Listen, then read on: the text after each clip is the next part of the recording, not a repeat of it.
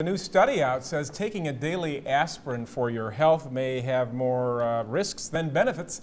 Dr. Bobby Mukkamala is here to talk about that. A lot of people take a daily aspirin, Dr. Bobby. What do you make of this study, first of all? Well, it's interesting. I mean, you know, everyone sort of was always of the mindset that, well, you know, it's just a little bit of aspirin, it's not going to kill you. In fact, it's probably going to save your life because if you're at any risk of a heart attack or a stroke, it's going to prevent the blood from clotting.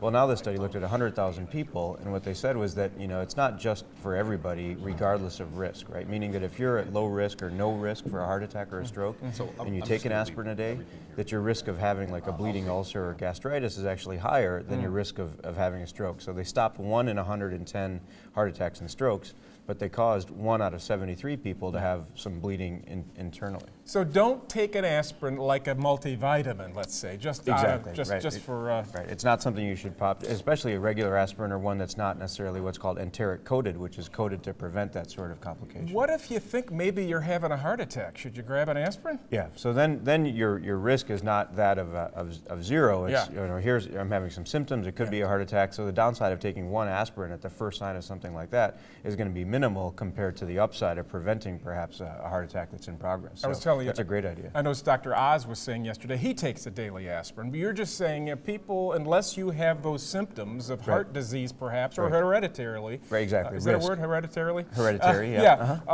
Then don't just take it out of hand. Exactly. So if you're at zero risk and you don't have any necessarily risk factors like cholesterol, high blood pressure, family history, then there's no reason to take one based on this study because you're increasing your risk of a bleeding ulcer. But it's definitely a conversation because people aren't aware of all the risk factors and how many generations to look back in their family history. Definitely something they should talk to their doctor about and say, hey, should I be taking one or not? All right. Dr. Bobby Mukkamala, thank you for joining us. My pleasure.